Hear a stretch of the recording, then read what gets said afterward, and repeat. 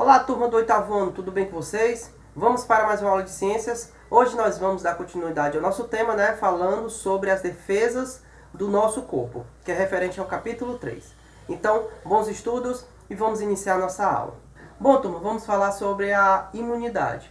Vivemos em um mundo rodeado de agentes que podem causar doenças, como vírus, bactérias, protozoários, fungos e entre outros. A pele e as mucosas do sistema respiratório, digestório, urinário, genital, por exemplo, são barreiras naturais contra esses agentes infecciosos. No entanto, muitas vezes eles conseguem invadir nosso corpo. Nesse caso, você sabe como o nosso corpo reage para impedir que esses micro-organismos causem danos à saúde? Bom, nosso corpo tem um mecanismo de defesa capaz de combater patógenos e eliminar infecções e as possíveis complicações causadas por eles. É o que chamamos de imunidade. Agora, turma, vamos falar sobre o sistema imunitário.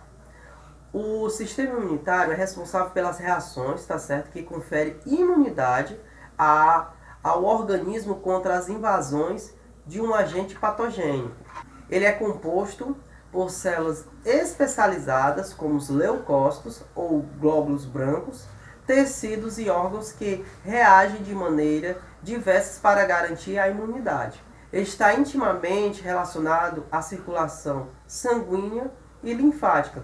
Tanto o sangue do sistema cardiovascular quanto a linfa do sistema linfático transportam os componentes do sistema imunitário, ok? Graças a esses transportes, o corpo pode localizar uma infecção e enviar agentes que atuam no local para combatê-lo.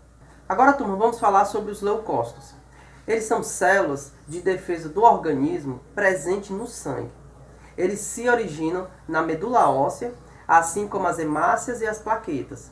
Alguns tipos são capazes de produzir anticorpos. Agora a gente vai ver os principais tipos de leucócitos e alguns de suas características. Nós temos aí os linfócitos. São classificados de dois tipos, linfócitos T e B.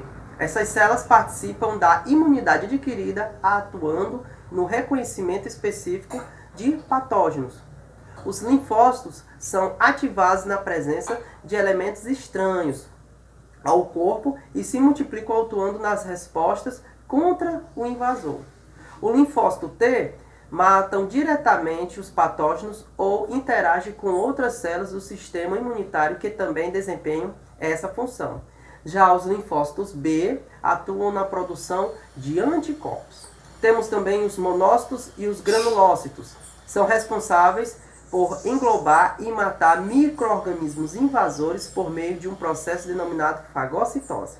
Os monócitos circulam na corrente sanguínea e, ao migrarem para o tecido, passam a ser chamados de macrófagos, responsáveis pela eliminação de células mortas ou restos celulares do organismo.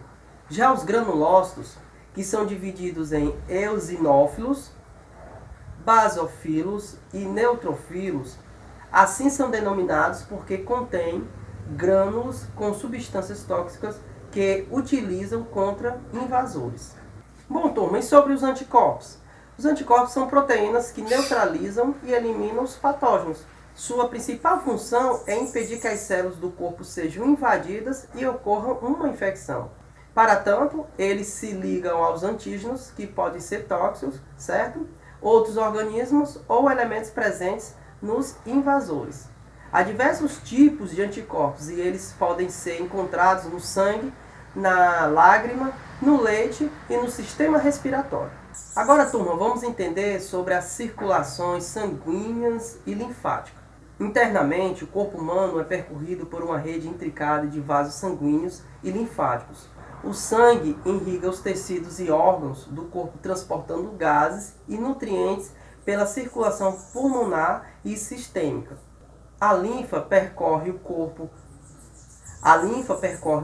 por um sistema paralelo ao cardiovascular, o sistema linfático. Ambos estão intimamente relacionados e compartilham substâncias e componentes celulares.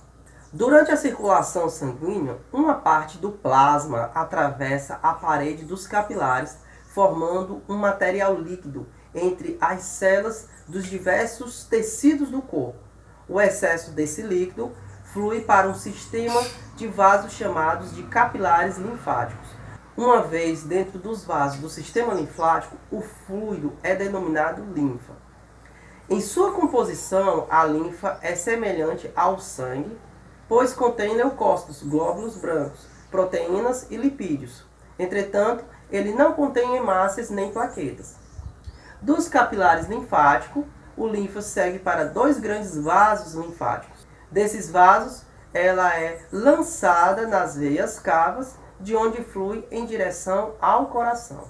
No decorrer dos percursos linfáticos, existem os linfônodos, distribuídos por todo o corpo, que armazenam os linfócitos.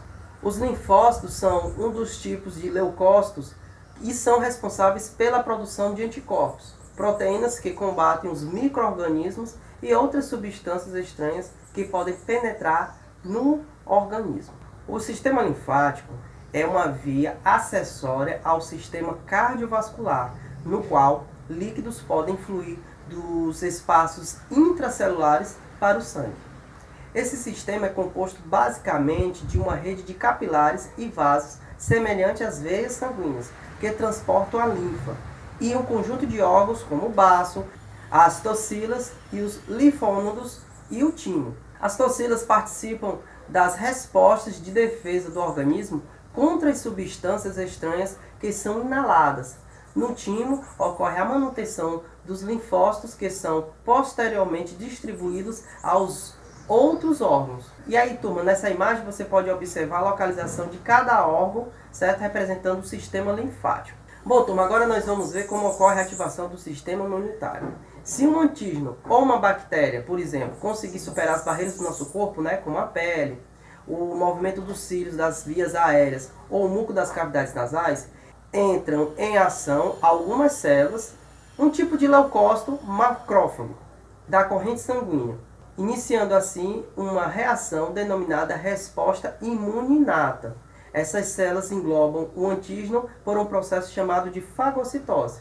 São as respostas iniciais a uma infecção. Se essas respostas iniciais não forem suficientes, algumas células capturam os antígenos e entram nos vasos linfáticos, ativando uma resposta mais tardia, a imunidade adquirida. Ela assim é chamada porque é desenvolvida após o contato com o antígeno. Especificamente, é a capacidade de um organismo desencadear uma resposta específica para cada invasor. Memória imunológica é a capacidade de armazenamento de informações sobre determinados patógenos, o que possibilita respostas rápidas e eficazes contra ele. Bom, turma, então chegamos ao final da aula, tá certo? Espero que vocês tenham compreendido o conteúdo, né? Deixo com vocês a atividade de sistematizar, tá certo? Façam ele, tirem suas dúvidas no grupo e bons estudos e até a próxima.